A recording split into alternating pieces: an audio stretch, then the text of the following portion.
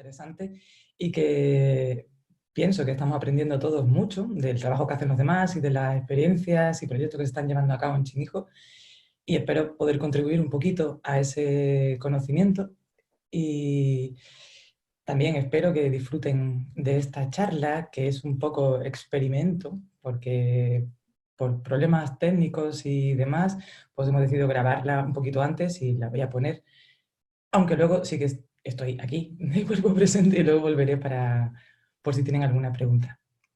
Pues vamos allá. A ver, Vamos allá. me quito el audio.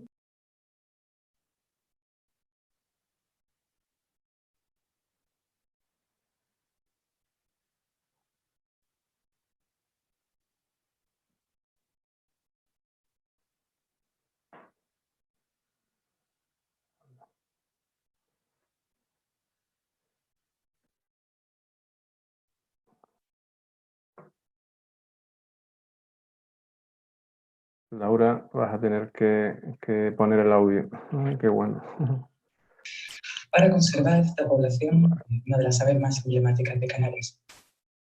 Durante el transcurso de este proyecto, a largo plazo, se han llevado a cabo 3 tesis doctorales y se han publicado 23 artículos científicos dedicados a profundizar en distintos aspectos de la ecología, de la genética y de la conservación de esta población. A lo largo de esta charla vamos a hacer un viaje por la historia del guirre en Canarias y también por la historia de este proyecto. Desde tiempos lejanos, desde tiempos muy remotos, los buitres han vivido en estrecha relación con los humanos, quienes los odiaron, pero también los adoraron, y por un mismo motivo, su hábito de consumir cadáveres. Darwin definió a los buitres como pájaros repugnantes que se revuelcan en la podredumbre. Pero más allá de cuestiones estéticas, nadie ponía en duda la utilidad del servicio que proporcionaban, que consistía en llevar en su pico todo lo que pudiera contaminar la tierra y limpiar el mundo de hedor y putrefacción.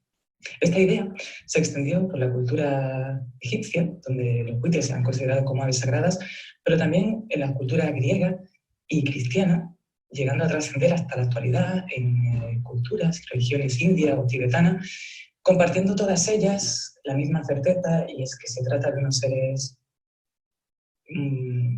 increíbles, unos seres mágicos que estaban encargados de mediar entre el mundo de los vivos y el de los muertos.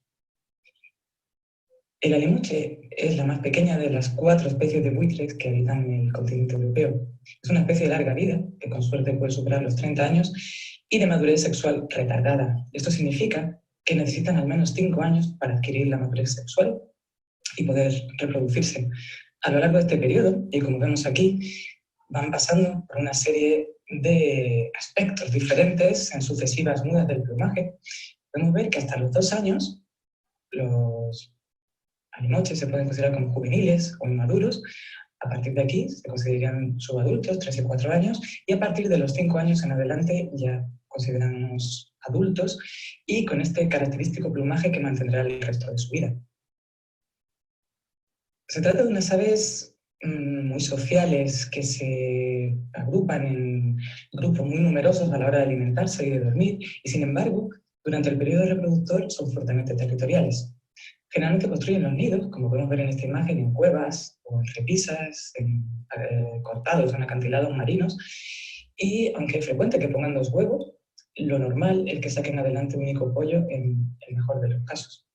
Normalmente se forman parejas que pueden durar varios años juntas, ¿no? Divorciarse, y también en ocasiones forman tríos, que como ven, los humanos no nos hemos inventado nada. El alimoche es una ave típicamente migradora, pero algunas poblaciones insulares que han sido colonizadas tanto en los archipiélagos del Mediterráneo como de los océanos Índico y Atlántico se diferencian de estas porque son poblaciones sedentarias. En la región macaronésica, antiguamente los alimoches ocupaban, con poblaciones muy numerosas, todos estos archipiélagos. Sin embargo, la distribución actual está restringida a los archipiélagos de Canarias y Cabo Verde, considerándose accidental de Madeira o las Azores. Aunque no se sabe con exactitud realmente cuándo llegaron los guirres por primera vez a Canarias, Estudios genéticos han puesto de manifiesto que la colonización humana del archipiélago, que ocurrió hace unos 2500 años, coincidió en el tiempo con el establecimiento de la población de guirres. Y esto además está apoyado por el hecho de que no existe registro fósil de restos de las especies más antiguos a este periodo. Por tanto, la llegada de un nuevo recurso y muy abundante en forma de enormes rebaños de cabras, sobre todo, y de ovejas también, no solo contribuyó a la expansión, sino también a la rápida diversificación y a la adaptación de esta población al ambiente insular. En el pasado, el guir mantenía poblaciones muy abundantes en prácticamente todas las islas del archipiélago. No está tan claro que existiese en La Palma o en el Hierro, aunque la existencia de topónimos sugiere que quizá también pudieran haber estado presentes allí. Durante siglos, durante mucho tiempo, los guirres en Canarias vivieron en armonía con las personas y con el ganado.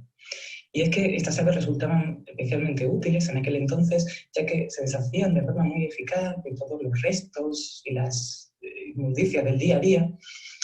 Pensemos también que en esta época de la que estamos hablando, por supuesto, no existían sistemas de alcantarillado ni de recogida de basura como conocemos hoy, sino que todos los desperdicios eran arrojados directamente a la parte de atrás de las casas o al llano, y los guirres en este caso hacían un importante papel de limpieza. Y también con los pastores, ya que podían ayudarles a localizar cabras extraviadas o, en fin, reses que hubieran parido lejos de la montaña o incluso que hubieran muerto. Está claro que los escritos o relatos que nos quedan dicen mucho sobre este papel, ¿no? Como este. En Fuerteventura hay una especie de pájaros blancos y del tamaño de una oca que andan continuamente alrededor de la gente y no dejan ninguna basura. Las crónicas o los relatos de los primeros ornitólogos que visitaron el archipiélago canario a principios del siglo XX cuentan que estas aves eran especialmente abundantes en las Islas Mayores. Por ejemplo, este fragmento de Bannerman, que dice así: antes de la Segunda Guerra Mundial, los guirres eran quizá el primer ave que atraía la atención de los navegantes que llegaban a las costas de Santa Cruz de Tenerife o a Las Palmas de Gran Canaria.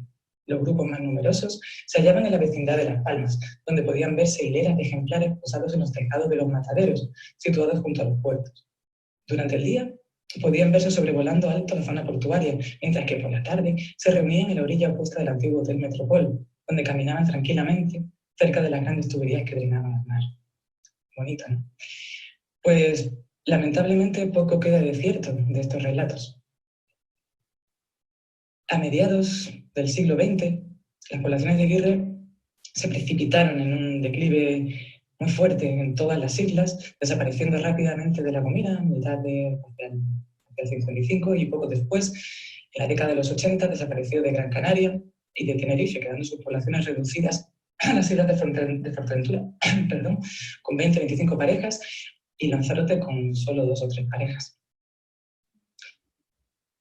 Las causas de este hundimiento tan rápido y catastrófico pues no están del todo claras a día de hoy, y se sugirieron algunas ideas, muchas bastante obvias, como que coincidió con cambios en los sistemas socioeconómicos de Canarias, también la llegada y el boom del turismo, que llevó consigo una pérdida y transformación del hábitat de manera notable, y también la modernización de prácticas ganaderas tradicionales, lo cual condujo supuestamente a una escasez de alimento que llegó a hipotetizar que obligaba a los guirres a emigrar hacia África en busca de alimento. Pero también en esta época, y especialmente durante los años 50 y 60, se aplicaron de manera masiva fumigaciones de diferentes tipos contra las plagas de langosta que azotaban las islas. Como prueba de ello, vamos a ver un fragmento de este documento que creo que es bastante ilustrativo. El gobernador civil de Tenerife, en su recorrido por las zonas afectadas, llega a Arica, que con Arapo, Güímar, Pasmia y Candelaria fueron los lugares más perjudicados. Los campos de patatas y de tomates quedaron arrasados completamente. La langosta berberisca llega unas veces a las islas en vuelo y otras flotando sobre el mar en grandes masas compactas que vuelan en todas direcciones hasta caer sobre los lugares donde efectúan su devastador festín. Entran en acción las motoespolvoreadoras.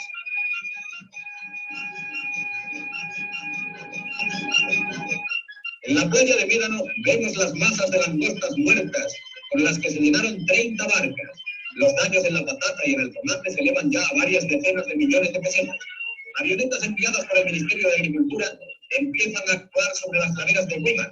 Así se prosigue la gran batalla contra las masas de los insectos que cruzan la isla en todas direcciones, sembrando la ruina y agravando la situación de los isleños que aún no se habían repuesto de los efectos devastadores del último huracán. Sembrando la ruina.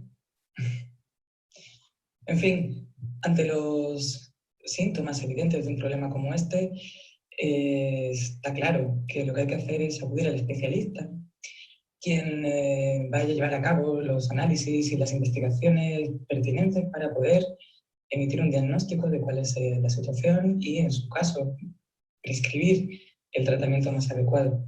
Y esto pasa necesariamente por una utilización o un recogido de información de calidad y aproximaciones multidisciplinares que se llevan a cabo a través de un intenso trabajo de campo, también de laboratorio y, por supuesto, de despacho para interpretar y analizar todos estos datos que recogemos en el campo. Y, obviamente, pasa por un seguimiento a largo plazo de la población, tanto a nivel individual como poblacional, que la Estación Biológica de Doñana lleva haciendo, como decía, ininterrumpidamente desde el año 98 hasta la actualidad. El seguimiento, que es el paso básico de cualquier proyecto para obtener información, consiste en muchas cosas, entre ellas la captura y marcaje de individuos, a lo que cada año se dedica un esfuerzo enorme. Adultos por un lado, pollos por otro, todos ellos son anillados, tanto con anillas de metal, de código único, como con estas anillas que vemos aquí, de plástico, con una inscripción que permite la identificación de los individuos a grandes distancias, sin necesidad de tener que recapturar nuevamente el ejemplar. De cada uno de los individuos que se han capturado se obtienen también datos de biometría y una muestra de sangre que nos va a permitir hacer todo tipo de análisis, tanto genéticos como bioquímicos, o presencia de patógenos, etc. En 2019, un total de 321 guirres estaban anillados, lo que supone aproximadamente el 90% de la población, que está formada por 360 individuos. Otra parte fundamental del seguimiento consiste en la localización de territorios activos, la identificación de los adultos reproductores y el seguimiento de todo el transcurso de la reproducción. En esta foto, bueno, se aprecia una parte del sur de Fuerteventura, pero Fuerteventura y Lanzarote son islas relativamente grandes y los guirres pueden criar en cualquier sitio, de manera que esto realmente supone un esfuerzo muy grande de localización y de seguimiento a lo que cada año se dedica muchísimas horas de trabajo. Decíamos antes que los guirres son muy gregarios a la hora de alimentarse y de dormir.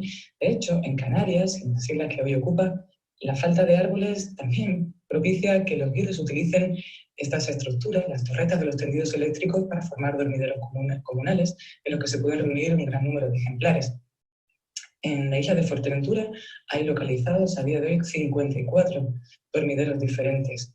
También se realiza un seguimiento, aparte de ver, contar el número de individuos, tratar de identificar las diferentes clases de edad que están utilizando y, si es posible, leer también las anillas para identificar qué individuos están ocupando estos tendidos. También se hace un seguimiento similar en la zona de alimentación, en los comederos, donde se realizan estos controles de individuos de forma periódica. Y más recientemente se ha incorporado al seguimiento la monitorización de individuos marcados con un dispositivo GPS, que son estos aparatos de dos tipos que tenemos aquí, que están proporcionando una información de una calidad increíble y una precisión muy alta acerca de todos los movimientos y a tiempo real que están haciendo los guirros. Podemos saber prácticamente en cada momento dónde están y casi qué están haciendo. Ahora mismo hay 46 ejemplares equipados con estos dispositivos que no paran de transmitir información y es de enorme utilidad tanto para localizar nidos, para detectar en caso de que haya un individuo muerto dónde está y encontrarlo, pero también para conocer en profundidad cuáles son estos movimientos y la dinámica de estos movimientos en la isla y entre islas. Como decía, otra parte fundamental es localizar los ejemplares que hayan podido morir en el campo y, en la medida de lo posible, determinar las causas de la mortalidad, que, como podéis ver aquí, pues son numerosas. Bueno, transcurridos unos cuantos años desde el inicio del proyecto, ya teníamos algunas certezas, como por ejemplo que se trata de una subespecie endémica de las Islas Canarias, lo cual implica que esta población, estas poblaciones que existen en Fuerteventura y Lanzarote, son las únicas que existen en el mundo, y que el estado de esta población era muy preocupante, de manera que fue calificado en peligro de extinción. Y los problemas que afectaban a esta población, siendo múltiples, podemos decir que el principal, más importante, era una elevada mortalidad no natural asociada principalmente a actividades humanas. Esto que vemos aquí es un modelo de viabilidad a medio plazo, 50 años, donde en este eje estamos viendo las probabilidades de persistencia que irían desde cero, desde la extinción, hasta el 100%, que es que la especie continúa. Y podemos ver en este gráfico que, aunque la productividad, que se define como el número de pollos que se producen en función del número de parejas que se han monitorizado, como independientemente o ante variaciones grandes de la productividad, pequeños aumentos en la tasa de mortalidad podían conducir irremediablemente a la extinción de esta población. Por tanto, estaba claro que ha llegado el momento de actuar. Y también está claro que en un proyecto de estas características y de esta envergadura, pues hace falta muchísima gente y muchos recursos para poder llevarlo a cabo. Y hemos tenido la suerte de contar con la participación de distintas entidades que se han ido sumando, tanto locales, a nivel insular, como a nivel regional, estatal y también europeo. Concretamente a través de 2 proyectos LIFE, uno que comenzó en 2004, y duró hasta 2008, y este nuevo proyecto LIFE que actualmente está vigente. Y están ambos dos destinados o dirigidos especialmente a revertir o a minimizar las causas de mortalidad no natural que habíamos identificado como la principal amenaza de esta población. Bueno, desde el inicio del proyecto y hasta 2009, estas causas, identificadas en un total de 58, casos en los que se pudo determinar la causa, como podemos ver, la mayoría de ellas se corresponden con accidentes en tendidos eléctricos, bien por electrocución, por enganche o por colisión con las líneas de los cables. En segundo lugar, y de forma bastante preocupante, también estaba la mortalidad asociada a ingestión de cerdos envenenados. Y en menor medida, que no menor importancia, también muertes por disparos directos, intoxicación por plomo o accidentes en parques eólicos. Vamos a ver cada una de ellas un poquito más en profundidad. En el caso de los tendidos eléctricos, durante todo este periodo se han detectado un total de 27 muertos o muertes por esta causa, la mayoría de ellas producidas por electrocución, 70% de los casos. Pero también, como decíamos, por enganche. ¿Y esto qué es? Como podéis ver en esta imagen, en el cable superior existen estas estructuras que son estabilizadores de este cable de tierra o multivibradores, que tienen una forma un poquito de herradura, y los guirres, al posarse y al interaccionar entre ellos y demás, algunos metían la pata dentro de estas estructuras, quedaban enganchadas, como podemos ver aquí, y la mayoría de ellos morían de forma o tenían lesiones serias y muy graves que prácticamente les imposibilitaban para su vida en libertad. Este tipo de accidentes supuso el 15% de las muertes y otro 15% restante eran debidas a colisión con los cables. En esta imagen que vemos aquí, esta estructura ya se ha sustituido por otro tipo de antivibrador menos peligroso o no peligroso que impide que este tipo de accidentes continúen. Otra medida que se llevó a cabo fue la colocación de salvapájaros, unas estructuras que básicamente se destinan para aumentar la visibilidad de estos cables y evitar así, en la medida de lo posible, las colisiones. En el caso de los venenos, hasta ahora se han detectado 24 casos de envenenamientos, la mayoría de los cuales por plaguicidas, tanto organofosforados como carbamatos, pero también por rodenticidas anticoagulantes. Es importante destacar que en la mayoría de los casos, o en todo, en la totalidad de ellos, el guirre probablemente no es el objetivo de estos cerdos envenenados, pero da igual. También ocurre de forma secundaria no se me ocurre ningún caso en el que podría estar justificado el uso de venenos, pero en cualquier caso estén dirigidos para predadores de ganado, para predadores de los cultivos. Aparte de que esta práctica es ilegal y debería estar totalmente erradicada de nuestras islas, lamentablemente persiste, y también hay que tener en cuenta que muchos de estos compuestos son altamente tóxicos y persistentes en el medio, de manera que van a quedar ahí en el medio y pasar también a las cadenas tróficas. Y no solo los carroñeros, otros muchos individuos pueden envenenarse de manera secundaria a través de esta práctica. Y aunque parezca que estamos hablando de algo del pasado o que este tipo de envenenamientos es anacrónico, la realidad es que no. De hecho, tenemos que lamentar un episodio muy reciente que ocurrió hace una semana en Fuerteventura, donde 3 ejemplares de guirre adultos aparecieron envenenados, dos de ellos muertos y un tercero en estado muy grave. De manera que, como podemos ver, esta triste práctica continúa. Afortunadamente no es lo normal, pero la incidencia que puede tener el veneno y los casos que hemos encontrado probablemente no es representativa del número total de ejemplares que pueden verse afectados, ya que rara vez mueren en el mismo lugar donde se envenenan, sino que pueden volar o desplazarse bastante y son difíciles de localizar estos cadáveres y también de determinar la causalidad de la muerte asociada a la ingestión de veneno en este caso. Hay otra causa que quizá es menos evidente, que es la intoxicación por ingestión de plomo. Los guirres se intoxican con plomo, que recordemos es un metal pesado, muy contaminante, de gran persistencia ambiental también, por el consumo de perdigones de caza que están contenidos en presas o en piezas de caza no cobradas. Y el plomo, que seguramente todos conocemos, y la toxicidad del plomo es famosa también, no solo para las aves, no solo para los guirres, para los humanos también.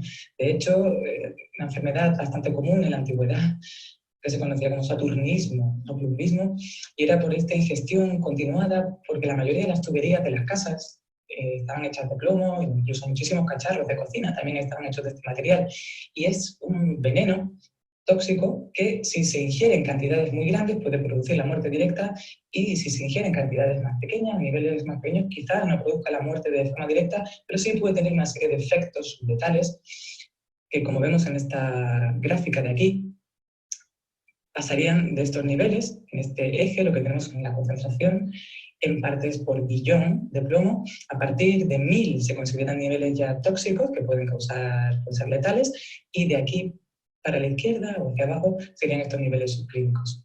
Esta imagen que veis aquí fue un estudio que realizamos comparando los niveles de plomo entre la población de Canarias y la población de alimoches de la península, y vimos que la población de Canarias tenía niveles bastante superiores, y sobre todo en estos puntos más altos. Aunque el número de individuos es pequeño, los niveles de plomo en sangre, que nos estarían dando una idea de cuál es la intoxicación reciente, en torno a una semana, eran mucho más elevados que lo que se encontraban en la península.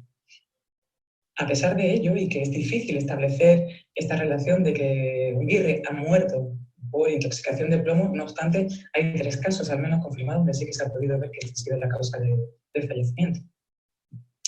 Además, y dentro de la población de Canarias, pudimos en este estudio comprobar que la exposición reciente era mucho mayor durante la época de caza que fuera de ella, y que además los niveles eran más altos en los machos que en las hembras.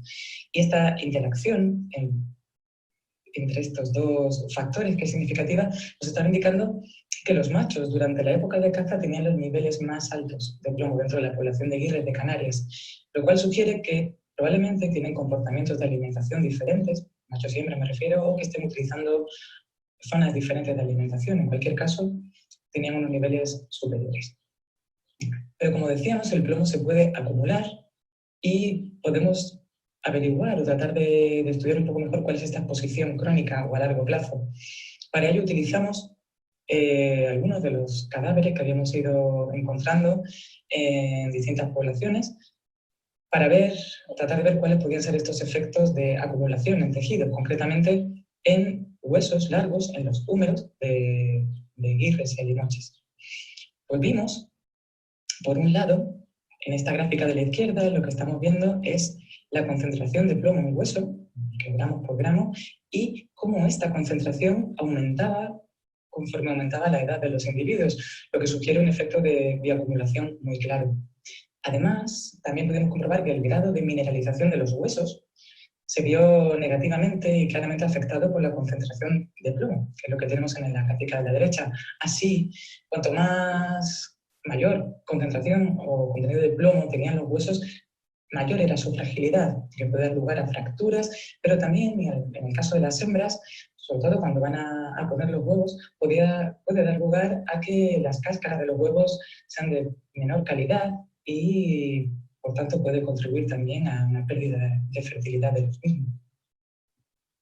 Bueno, esto es algo bastante importante que me gustaría señalar.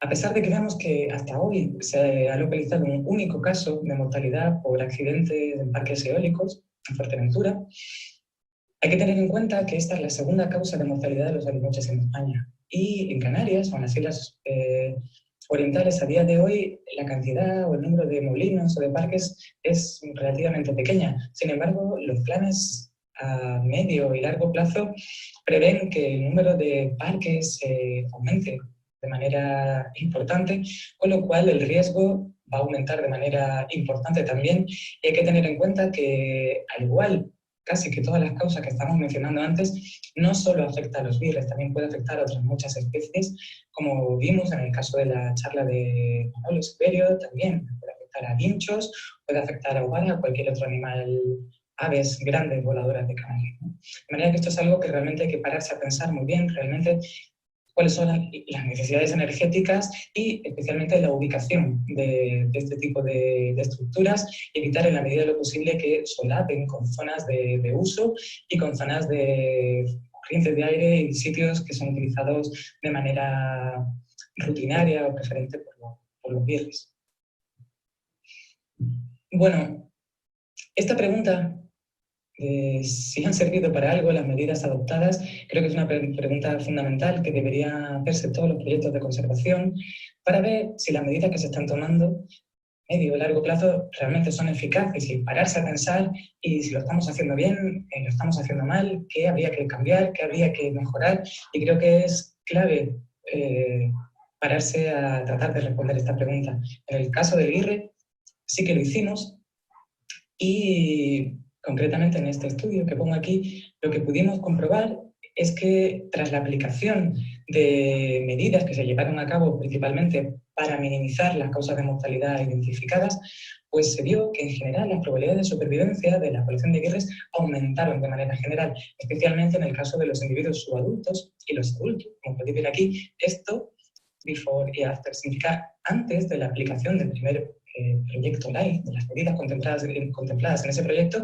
y después. ¿Y qué ha ocurrido con estas tasas? En el caso de los individuos juveniles, quizá ha aumentado de manera menor, o la mejora en la probabilidad de supervivencia no son tan evidentes como en las otras clases de edad, pero es que también los niveles de partida eran más altos inicialmente.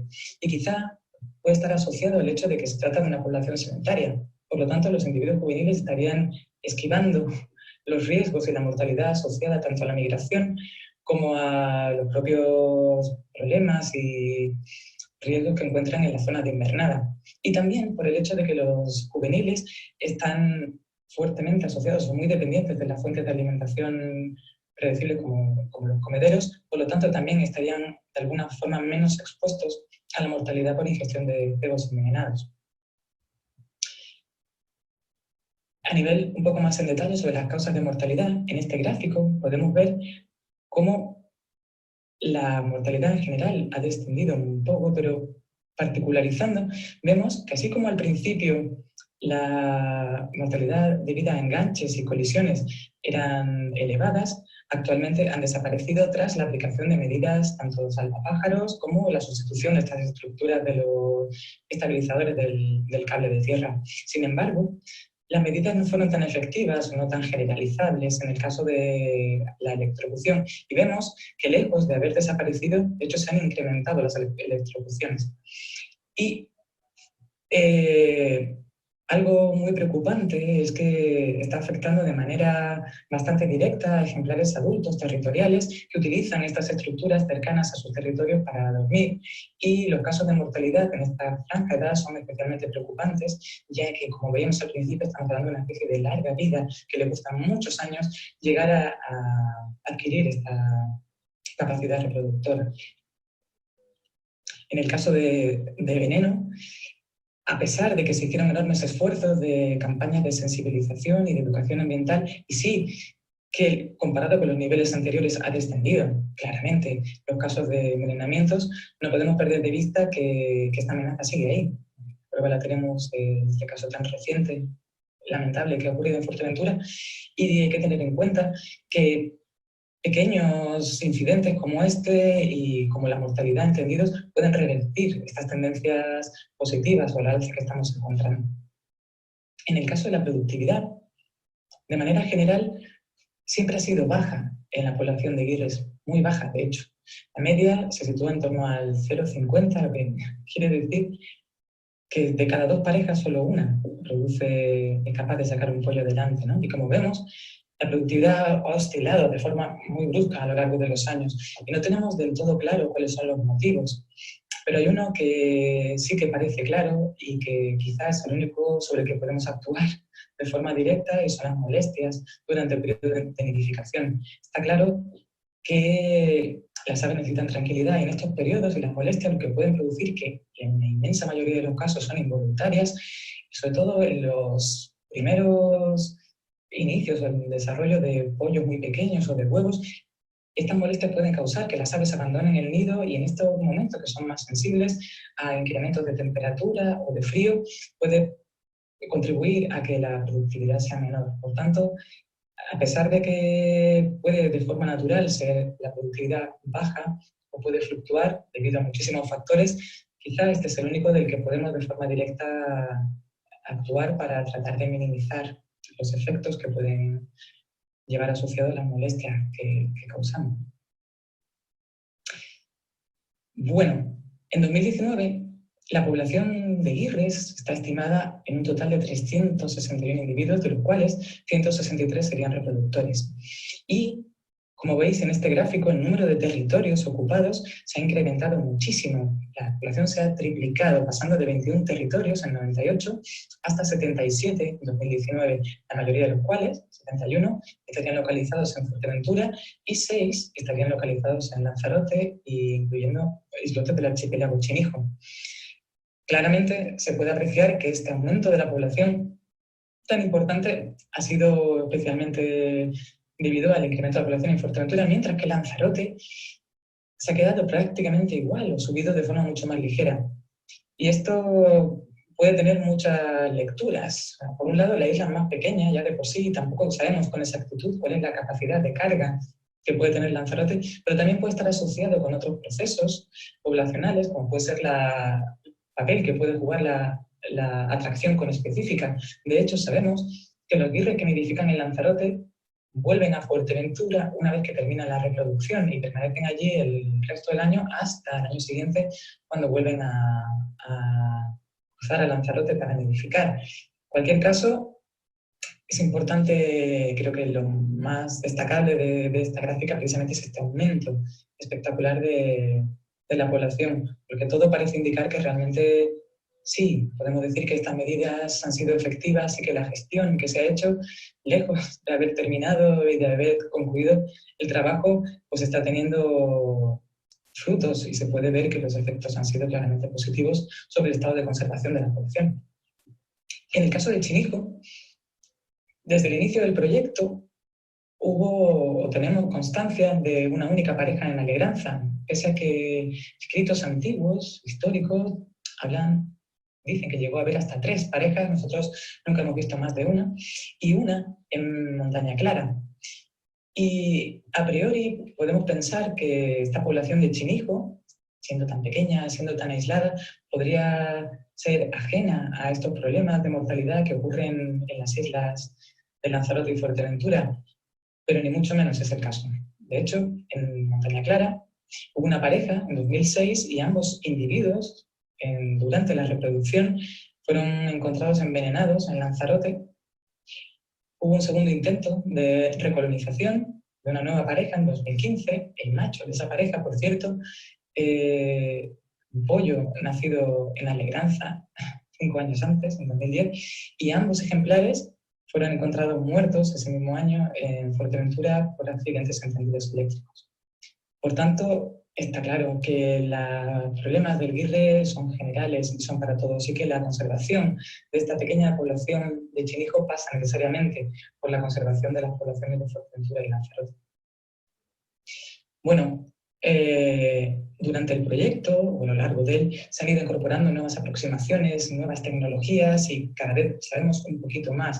En el caso de los datos que nos han proporcionado los emisores, sabemos, entre otras muchas cosas, que durante la época reproductora los adultos, como media, utilizan una zona que se extiende en torno a los 98 kilómetros cuadrados. Esto del kernel 95% significa de todos los puntos donde se sabe que el guirre ha estado presente, pues sería, digamos, que trazar una figura que contuviera el 95% de estas posiciones. Sabemos también que en el caso de los individuos no reproductores, estas zonas que utilizan para sus rutinas es mucho mayor, llegando a alcanzar los 520 kilómetros cuadrados. Y esto en parte es debido al hecho de que los individuos no reproductores durante la época de reproducción realizan enormes viajes, prospectan otras zonas. Esta imagen que vemos aquí corresponde al mismo individuo. Esto es durante el mes de abril y en el caso de la derecha, la figura B sería durante el mes de septiembre. Podemos ver cómo, mientras que en septiembre las zonas que utilizan son mucho más pequeñas y prácticamente se dedican a comer, dormir y poco más. Y durante esta época recorren prácticamente toda la superficie de las islas. Vemos que este individuo llegó prácticamente a todo el espacio de tierra que pudiera haber más o menos cercano de su isla de origen, que es Fuerteventura. Aquí vemos un poco más en detalle datos de otro individuo durante solo 15 días, donde podemos ver cómo ha prospectado de forma muy intensa la isla de Lanzarote y islotes de Chinijo, y cómo, de forma habitual, recordemos que estamos hablando de 15 días y de un solo individuo, solamente cómo los cruces entre Fuerteventura y Lanzarote son frecuentes y los guías lo hacen de forma natural. Y estos viajes, estas prospecciones a esta isla, obviamente tienen o pueden jugar un papel muy importante para la recolonización natural tanto de Lanzarote como del archipiélago Chinijo. Y como decía antes, está claro que la conservación de la población que tenemos en Chinijo depende necesariamente de la conservación de las poblaciones de Lanzarote y también especialmente de Fuerteventura.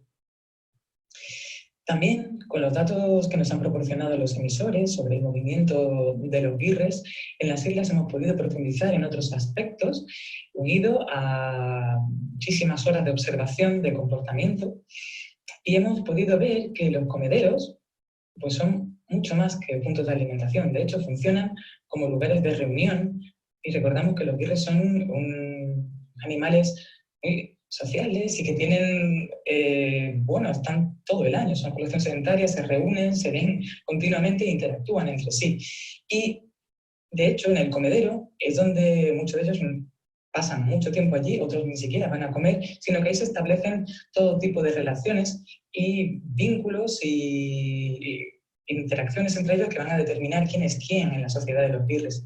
En esta foto que vemos aquí se ve claramente cómo hay estas disputas, no solo por el alimento, probablemente ni siquiera por eso, pero entre ellos existe una marcadísima jerarquía social donde se determina el estatus de cada uno y aquí quién manda y cómo este estatus puede ir cambiando con la edad, también depende del sexo.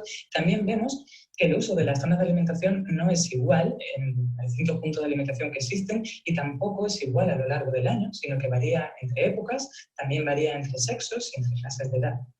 Además de esto, en otro trabajo reciente, utilizando estos datos de movimiento, sabiendo dónde se encuentran los guirres y qué están haciendo, digamos, quisimos saber cuál era la percepción actual de los ganaderos sobre el servicio ecosistémico que se refiere al consumo de restos y carroñas de sus ganaderías, cómo realmente lo perciben los ganaderos. En general, Hay que decir que la percepción es buena, es muy positiva, y los ganaderos, sobre todo los de las explotaciones más pequeñas, no entienden al guirre como un enemigo de su ganado, ni mucho menos, sino como un aliado al que necesitan realmente para deshacerse, que existe esta relación de simbiosis entre unos y otros que existió en el pasado y que existe actualmente, donde ambos, ganaderos y guirres, se benefician mutuamente de la presencia de los otros.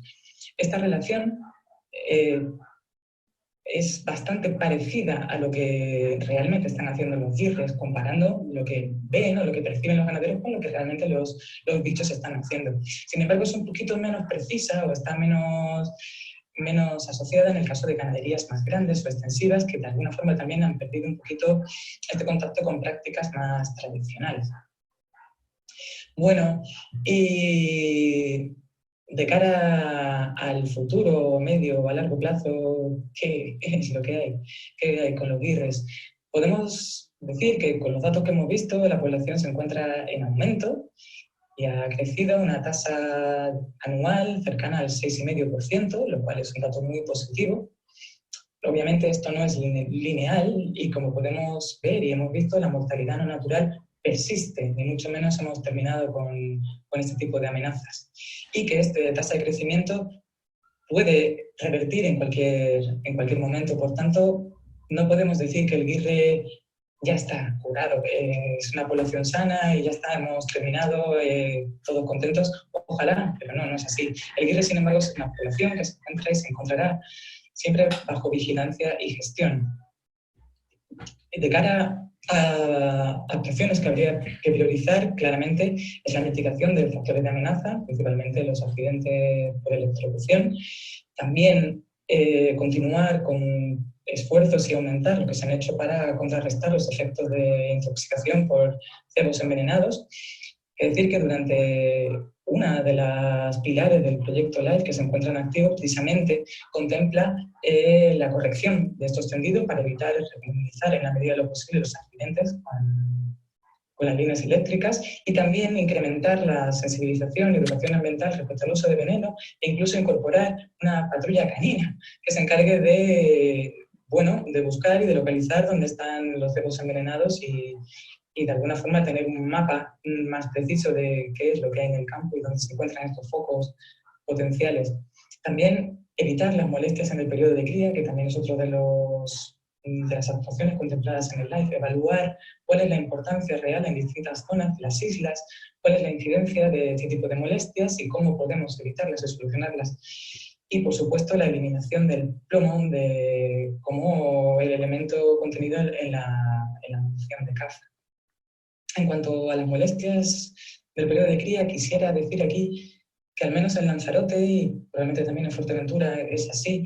Se está haciendo un esfuerzo y la gente que se dedica al turismo de naturaleza o otro tipo de prácticas como la escalada están haciendo un esfuerzo por modificar las zonas que visitan y las fechas, precisamente porque son conscientes de que esto es algo que nos importa a todos y que nos compete a todos. Tenemos que tomar esa responsabilidad de tratar de minimizar estas molestias, y la respuesta está siendo muy positiva en general, y agradecer este tipo de esfuerzos que, claro que no pasa nada por hacerlo, pero es que además todos nos vamos a beneficiar si queremos seguir disfrutando de guirres en nuestras islas.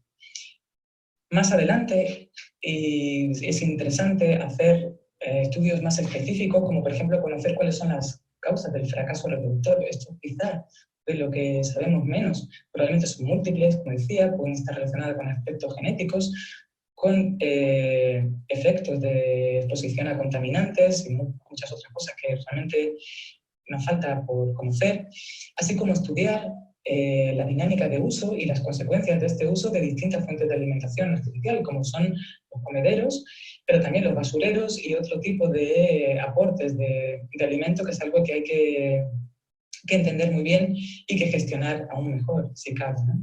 Y por supuesto hay que pensar a más largo plazo en la posibilidad que está ahí, sobre la mesa, de la reintroducción del guirre en otras islas donde antiguamente fue muy abundante y ya no está. Para ello, obviamente, hay que llevar a cabo análisis de viabilidad muy serios y con cautela, y de manera que esto es algo que hay que pensar a largo plazo y es un proceso que no se puede tomar a la ligera, ni mucho menos, y tampoco conviene apresurar, ya que las poblaciones de Fuerteventura y Lanzarote pues efectivamente siguen y seguirán estando muy amenazadas y por tanto la prioridad es asegurar su crecimiento y conservación y que también quizá podemos esperar que este tipo de procesos ocurra de forma natural, como puede ser el hecho de Lanzarote, que puede ocurrir gradualmente y lentamente, pero de hecho está ocurriendo. En fin, para terminar, una pequeña reflexión. ¿Por qué debemos conservar el guirre? Pues porque sí. Porque es un símbolo de Canarias, porque la presencia del guirre está totalmente imbricada en el tejido social, económico y cultural de nuestras islas, lo ha estado históricamente, son más canarios que los canarios y debería seguir siendo así. Además, proporciona un importante servicio ecosistémico, es un aliado clarísimo de la ganadería y también recordemos que no solo se trata de carroñas de cabra, el campo está lleno de otros animales, afortunadamente, que también mueren en el campo y que de alguna forma el servicio que hacen los guirres de deshacerse de todos estos residuos pues es muy beneficioso para mantener esa salud del ecosistema, ¿no? Y por otro lado, recordemos que el guirre es lo que se conoce como una especie paraguas. Esto quiere decir que su conservación no solo está dirigida al guirre, sino que puede servir o afectar a otras muchas especies de aves que forman el conjunto de la bifauna de Canarias. Los problemas del guirre son los problemas de otras muchas especies, tanto los accidentes en líneas eléctricas, en parques eólicos, como el envenenamiento, afectan a otras muchísimas especies. Por tanto, todas las medidas que tomemos para la conservación del guirre beneficiarán al resto de especies. Por otro lado, la conservación del hábitat que utilizan los guirres para sus rutinas diarias o para nidificar, también beneficiaría de por sí a todo el conjunto de especies de fauna y de flora que habitan en ese ecosistema. Por lo tanto, conservar el guirre es conservar la biodiversidad de Canarias, es algo que pienso que estamos todos de acuerdo en que merece la pena. Y para terminar, quisiera dar las gracias a la cantidad de gente que participa o ha participado de alguna forma en este proyecto, que son muchos y aquí no están todos, ni muchísimo menos, pero bueno, y quisiera hacer un especial hincapié en estos señores, todos ellos, técnicos de campo, que son los que realmente pelean y se esfuerzan enormemente cada día de sol a sol en producir todos estos datos que estamos viendo, que es de lo que se nutre cualquier investigación sin datos y sin un seguimiento de este tipo de calidad a largo plazo, no habría forma de llevar a cabo un proyecto semejante. Así que muchísimas gracias a todos ellos que son incansables guerreros, proporcionadores de datos de altísima calidad y su esfuerzo aquí está, se ve reflejado. Y también un apartado especial para la gente que participa y que colabora en Lanzarote, porque de muchas formas directas o indirectas están contribuyendo a que este proyecto sea posible y, por supuesto, a que la conservación del guirre sea posible. Nada más. Muchísimas gracias a todos por su atención. Espero de verdad que les haya gustado esta historia. Y si quieren saber más, por supuesto, pueden ponerse en contacto conmigo o con otras personas del equipo, que estaremos encantados de responderles. Muchísimas gracias a todos.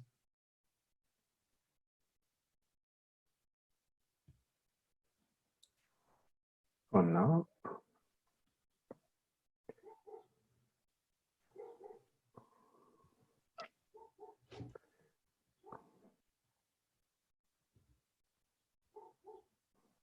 Ahora aparezco. Yo no te veo. Ahora. ¿Tú me ves? Sí. Muchas gracias doblemente, Laura. Gracias a ti. Joder. Siempre se cansa uno de escuchar tanto saber. Y ya tienes, había gente preguntando en el minuto 1, así que ya tienes ahí bastantes preguntitas acumuladas y trabajito en directo. ¿Por qué no te veo? Yo sé que he hecho mal. A lo mejor minimizaste. Bueno, da igual. Me gustaría verte, pero no te veo. Pero bueno, es igual.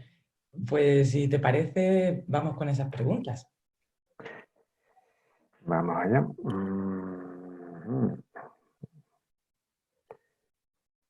Vamos a ver.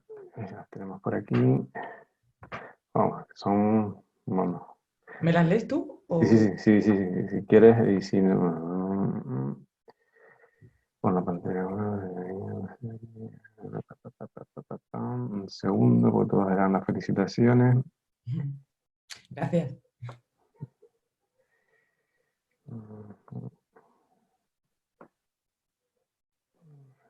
Espera. Vale. Vamos a empezar.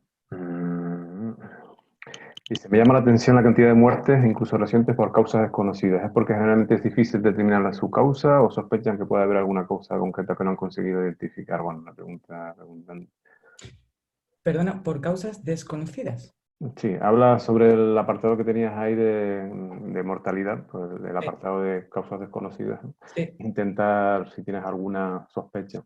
Bueno, es que en muchos de los casos, realmente cuando ya se localizan los cadáveres, están en unos estados que prácticamente hace imposible determinar la causa de la muerte, ¿no? Muchas veces lo que encontramos son simplemente restos de huesos, por lo tanto es imposible saber realmente cuál ha sido la causa. Puedes sospechar, si aparecen debajo de líneas eléctricas, que ha sido un accidente, pero realmente como no lo sabemos, preferimos mantenerla como desconocida. Otras veces simplemente es que aparece un individuo que se localiza en un barranco, pues no lo sé, y se han llevado a cabo, cuando se puede, análisis toxicológicos, o se han llevado a cabo otro tipo de pesquisas para saberlo y a veces no es posible determinarla. Y las que he mostrado aquí son las que realmente se sabe con certeza que son debidas a estos motivos, a estas causas. Y me parece interesante también hacer esa distinción. Cuando estamos seguros de algo, lo contamos así, y cuando no, pues es preferible no asumir cosas, ¿no? A pesar de que podemos tener sospechas y demás, y sí, efectivamente es un porcentaje alto, es un número considerable, pero es que es la mayoría de las veces lo que uno llega tarde, por decirlo así, y es muy difícil que encuentres al guirre enganchado en la torreta o que encuentres al guirre todavía vivo y le puedes hacer un análisis. Eso es lo que ocurre en la minoría de los casos, ¿no?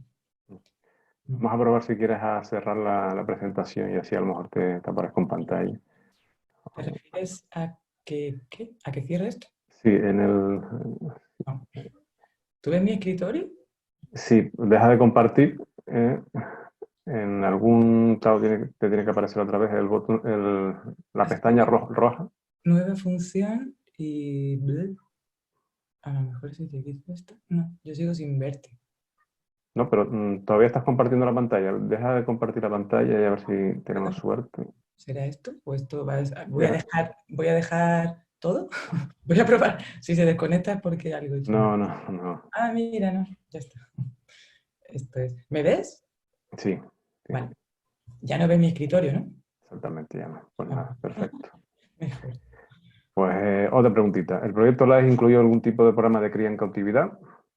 Bueno, no es que incluya eso como tal. Lo que sí que existe a día de hoy es un stock que se llama de individuos que han sido heridos o encontrados en condiciones que no permiten la liberación de estos animales en el medio y por tanto se quedan en estos centros de recuperación de manera permanente, previendo que esto pueda ser reproductores en un futuro y funcionar de esta manera, ¿no? De hecho, de estos individuos que están en cautividad, hasta ahora han nacido 2 pollos, bueno, han nacido más, pero bueno, que se hayan podido liberar en el campo, que actualmente están libres en Fuerteventura y comportándose como, como guirres silvestres que proceden de estos centros.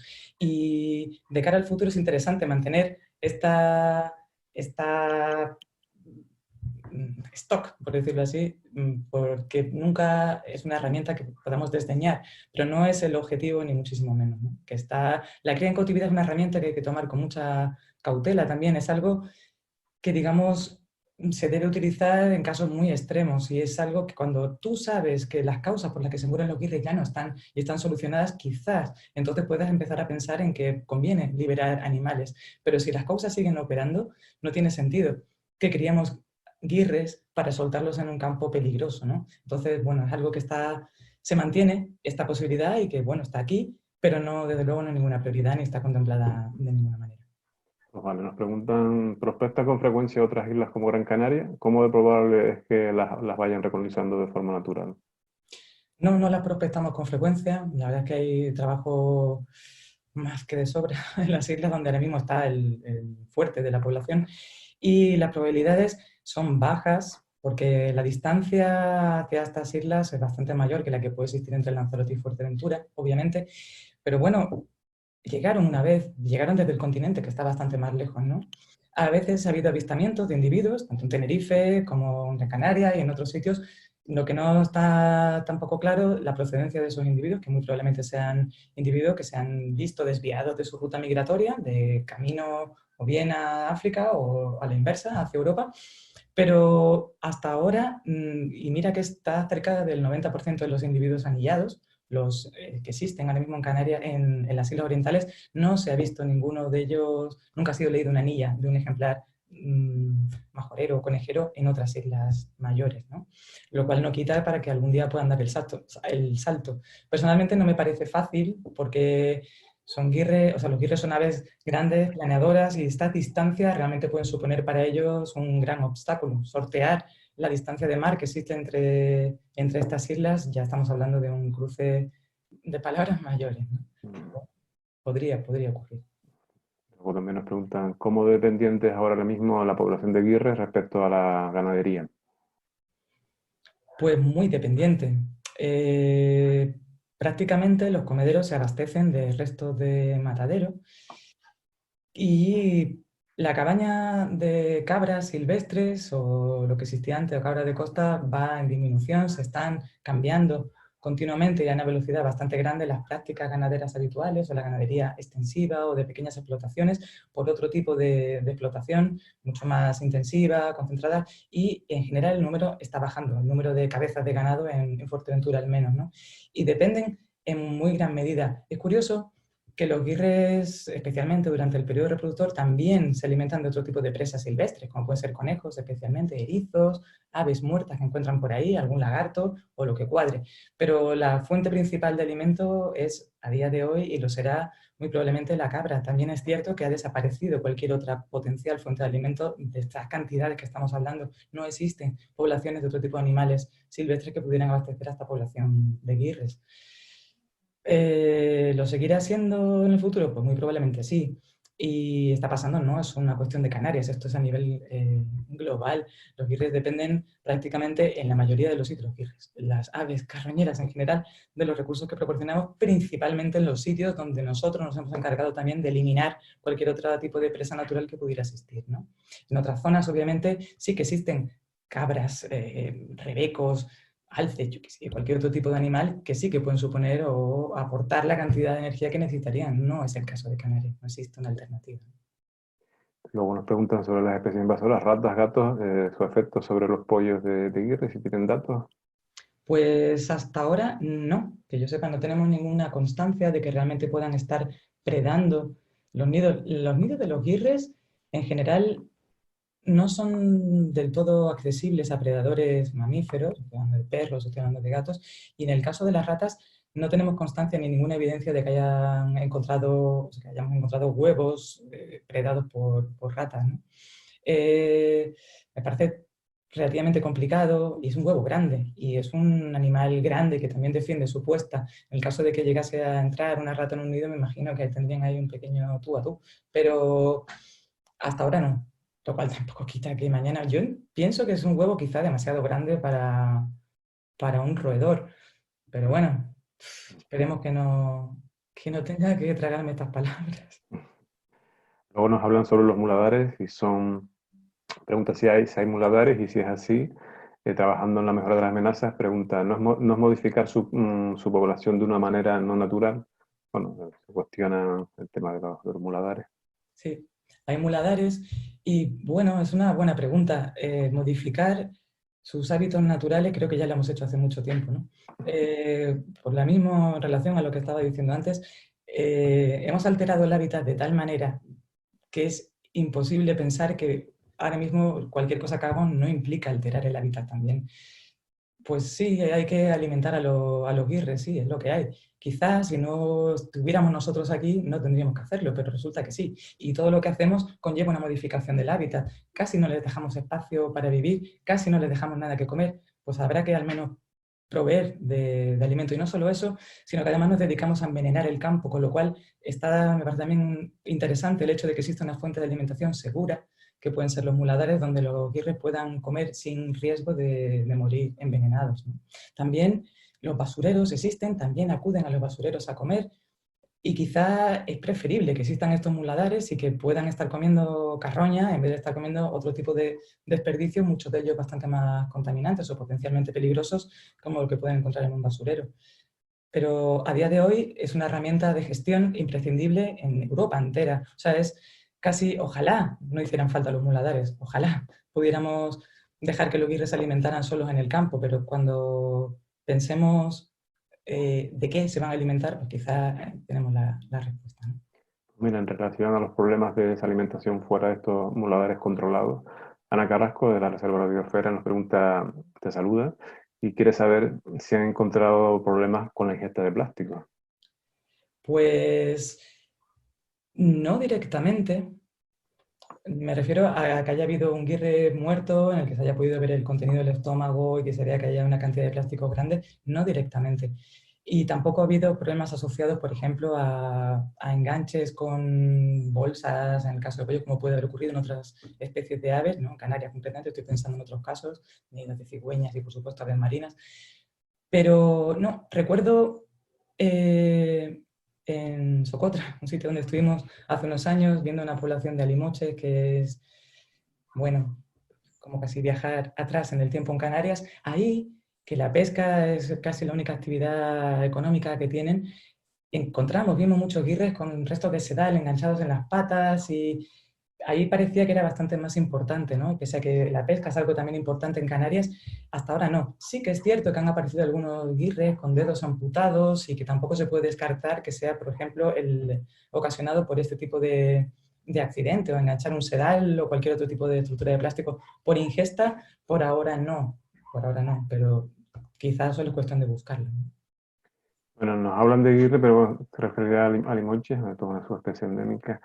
Nos hablan que si hablaste de la distribución de los alimoches en la Macaronesia, si es así, esos archipiélagos no tienen población humana, ¿de qué se alimentaban? ¿Perdón? Textualmente, la distribución del guirre en Macaronesia. Dijo que había estado presente en Madeira y Azores. Si es así, esos archipiélagos no tenían población humana, ¿de qué se alimentaban? Estamos hablando de hace muchísimo tiempo y antiguamente, bueno, y también en el caso de Canarias, había poblaciones de aves mucho más numerosas, había muchos restos de otros animales que llegan a las costas, desde cetáceos, peces y cualquier otro tipo de residuo que pueda llegar hasta allí, y otras aves nidificantes en las islas que pueden suponer una fuente de alimento grande, ¿no? En el caso de Canarias, que es el que conozco un poco más, antiguamente también existían estos roedores gigantes, ¿no? Que nos contaba ayer o antes de ayer en una de las charlas de esta compañera. Estas eran presas naturales, ¿no? ¿Había población humana? Sí. No se sabe, por supuesto, a este nivel de detalle qué fue lo que ocasionó la desaparición. El caso dentro de Macaronesia, lo que queda, que es Cabo Verde, que sí que existe población humana, la población de alimoches, porque cuando hablo de guirre me refiero a los de Canarias, que son exclusivos de aquí, el resto vamos a hablar alimoches. De una situación, ha seguido una historia muy paralela al caso de Canarias y su situación actual es todavía peor, mucho peor si cabe que la que existe aquí. Ha desaparecido prácticamente de todas las islas, quedan en torno a 10, 15 parejas en total, en solo 3 islas de las que quedaban y la situación es realmente catastrófica, ¿no? Y la historia es la misma para cualquier sitio. Cuando colonizaron estos archipiélagos, las condiciones eran completamente distintas. Incluso aquí en Canarias, aún existiendo una población humana, que como decíamos ha favorecido en un momento dado ese asentamiento de las poblaciones de alimoches, esa población era muy pequeña. Estamos hablando de pueblos muy reducidos y que el impacto que podía tener ese tipo de población es imposible de comparar con lo que hacemos hoy en día, ¿no? Solo hay que mirar la foto que tienes tú detrás o cualquiera que podamos ver. O sea, cuando empezamos a asfaltar las islas, a llenarlas de tendidos eléctricos, que es una telaraña mortal, a erradicar prácticamente, a ordenar, a colocar todo en el campo, a encerrar los animales, a hacer desaparecer el resto de animales silvestres, pues nos encontramos con esta situación, ¿no? Carmen Portela. Perdón, espero haber contestado la pregunta que tampoco tenía Sí, muy clara. no, que sí, seguro. Carmen Portela te pregunta si hay constancia de nidificación en Tenerife este año. Pues muy buena pregunta. Aquí estamos encerraditos y todavía no lo sé. Esperamos poder retomar el seguimiento muy pronto, porque esta situación que os voy a contar pues ha dificultado un poco que se haya podido mantener el seguimiento del Lanzarote como en otros años. Y lo que hay constancia es que se inició la reproducción.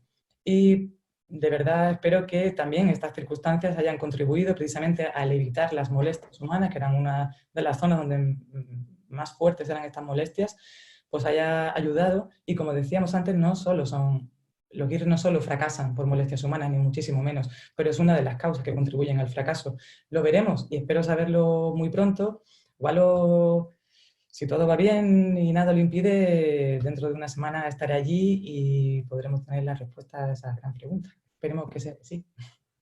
Luego nos preguntan en relación con plásticos y demás. ¿Se han observado guirres alimentándose en basureros insulares? Sí, por supuesto que sí. Sí. Y además se reúnen en grupos muy grandes y de diferentes especies, pero sí, por supuesto que frecuentan los basureros, porque la mayoría de ellos hay un montón de restos orgánicos, sin hablar o sin contar con el hecho de que muchos de los restos de ganadería o animales que mueren en las granjas han de ser llevados a los basureros y mientras se incineran y no están allí, están disponibles para muchas carroñeras, ¿no? Sí, por supuesto que sí. Luego te preguntan, ¿crees que de las diferentes instituciones públicas se hace una correcta difusión de especies autóctonas en peligro o podríamos hacer más difusión a la población sobre el problema de las especies amenazadas? Siempre se puede hacer más, siempre. Yo creo que en el caso del guirre es un ejemplo en el que se ha hecho un esfuerzo muy fuerte. Cierto también es que ese esfuerzo se ha hecho de manera más intensa en Fuerteventura, porque allí está la población mayor y porque es donde realmente ha habido una acogida también por parte de la sociedad más fuerte, y los esfuerzos han sido claramente asimétricos entre islas, pero por supuesto que sí, que habría que hacer más. Es algo, todo el mundo entiende las cosas cuando se le explican, ¿no? Casi todos. Entonces, explicar y dar a conocer a la gente es clave para que puedan entender qué es lo que tenemos, qué es el valor de lo que tenemos, por qué es importante conservarlo y cómo podemos hacer, qué puedo hacer yo como individuo para conservar esto. Y claro que sí. Y esfuerzos nunca serán suficientes, ¿no? Luego, ¿se puede afirmar que hay una correlación entre la mayor presencia de guirres en Fuerteventura con la gran cantidad de cabras de la isla? El guirre come cabra, eso está claro, pero no solo es una cuestión de cabras, hay otras muchas y está claro que es una isla que, a diferencia de Lanzarote, que podemos decir que es donde quedaban las últimas poblaciones residuales, son muy distintas en muchas cosas, no solo en la cabaña ganadera. Aparte del tamaño, en Fuerteventura prácticamente no existía agricultura y, por tanto, prácticamente toda la actividad económica era la ganadería. Es cierto que había cabañas enormes, pero también era una isla menos densamente poblada, menos turística, hasta hace muy poco. Esto es bastante reciente en Fuerteventura. Y era una zona más silvestre, por decirlo así, donde realmente las molestias eran menores. Poco a poco eso ha ido cambiando y los humanos hemos ido colonizando cada vez más todo este espacio y llenándolo. Cuando yo empecé a trabajar allí, no existía ni la mitad de las carreteras que existen hoy, no existía ni la mitad de los tendidos eléctricos que existen hoy. Cabras, sí, por supuesto que sí. ¿Correlación directa? Pues ya veremos. Hay muchos factores también, ¿no? Y está claro que en Lanzarote hay cabras, podría haber comida suficiente. La comida no es el único problema. Hay comida de sobra. Los guirres en Fuerteventura tienen comida más que de sobra. Que si no hubiera, lo estarían pasando peor, sin duda. Pero que hay muchos otros factores que hay que tener en cuenta, ¿no? Luego preguntan, ¿son imprescindibles los comederos para mantener la población, los comederos? Pues esa es otra muy buena pregunta. Desde luego al inicio del proyecto sí que lo eran, porque no existía ninguno y porque había que proporcionar esta fuente de alimento segura, y cuando digo segura me refiero a que no estuviera envenenado y que no existiese este riesgo, ¿no?, de intoxicación por ingestión de cebos envenenados. Ahora es una de las cosas que decía que hay que plantear, ¿no? Realmente, ¿cuántos qué cantidad de alimentos. Hay otras formas de proveer el alimento que no consistan necesariamente en un gran comedero. Quizás es más interesante pensar en otro tipo de estructuras más dispersas, más pequeñas, más localizados, de manera que alguno se pudiera, por decirlo así, encender, apagar por temporadas y no hacer que se concentre todo en un único punto de alimentación. Esto está siendo regulado actualmente y se está trabajando muy, muy seriamente para realmente hacer esta red de pequeños comederos itinerantes, por decirlo así, y reevaluar completamente las necesidades, porque todo esto, como decía, hay que pensar, cada paso no es algún paso y ya está. Tenemos que pararnos a ver qué es lo que estamos haciendo, qué está bien, qué cosas se pueden cambiar, qué cosas habría que mejorar, y esta es una de las cosas que hay que pensar mucho y ver cómo es esta gestión para hacerla más eficaz y más conveniente para los guirres, por supuesto, y para todo. Y esa es una también de las líneas que se está pensando ahora más, con más detenimiento. Luego nos preguntan si, desde el gobierno canario, si el gobierno canario los consulta al grupo de investigación sobre la ubicación de los parques eólicos y su afección sobre la población de Guirre. Perdona, ¿puedes repetir? Es que... Que sí. Te preguntan que si desde el gobierno canario, los técnicos, los diferentes departamentos consultan al grupo de investigación que llevan ustedes sobre el Guirre la posible ubicación de parques eólicos y su posible afección sobre la especie. Consultan prácticamente todo. De hecho, existe una relación y cada vez más directa y más fuerte, y se trata, porque creo que han apostado muy fuerte desde el Gobierno de Canarias por la conservación del Guirre. Por supuesto que les interesa hacer las cosas bien, quieren que al Guirre le vaya bien, y están utilizando, y es una herramienta, estos datos que tenemos de movimientos que son muy finos y podemos ver realmente cuáles son las zonas más importantes o cuáles son los sitios que de verdad habría que evitar que se construyan parques eólicos o dónde deberían ubicarse. ¿Se podría hacer más caso? Pienso que sí, también, y que deberían ser prioritarios. O sea, aquí podemos conseguir todo. Se puede conseguir tener una infraestructura eólica eficiente sin que realmente afecte de forma negativa a los guirres. Quizás se puede conseguir. Hay que pensarlo muy bien y hay que hacer caso de estos estudios, ¿no? Sí que existe comunicación y se trata de... Ellos están muy abiertos a colaborar y a escuchar, y se trata de eso, ¿no? Y esa es un poco la línea de actuación, de que realmente ese caso sea efectivo y se sirva esto para todos los planteamientos que se están haciendo. Lo que pasa es que muchas veces, ¿qué os voy a contar? Las cosas no son sencillas, es complicado mover una ficha en este grandísimo puzzle de administraciones y de gestiones, y que todo pasa por muchísimas fases y diferente gente con más o menos sensibilidades. ¿Cuántas veces hemos escuchado que, hombre, sí, o los guirres nos vamos a quedar sin trabajo, o nos vamos a quedar sin luz? Hombre, no estamos hablando de eso, pero que hay opiniones diversas que se enfrentan y a veces no es fácil llegar a un consenso sobre esto, ¿no? Y se trata de buscar justamente cuál es ese punto medio que puede ser bueno para todos, que a lo mejor no se trata de o guirres o personas, se trata de guirres y personas, ¿no? Ya para terminar, ¿con qué frecuencia necesita alimentarse?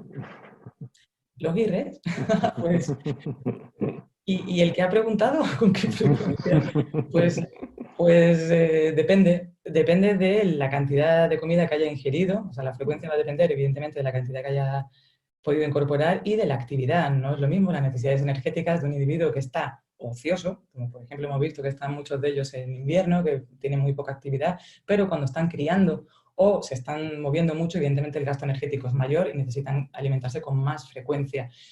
Prácticamente acuden todos los días a comer, pero sin embargo un guirre es capaz de aguantar bastante tiempo sin comer. Tienen obviamente depósitos de grasa suficientes, podrían aguantar varios días sin comer, como nosotros.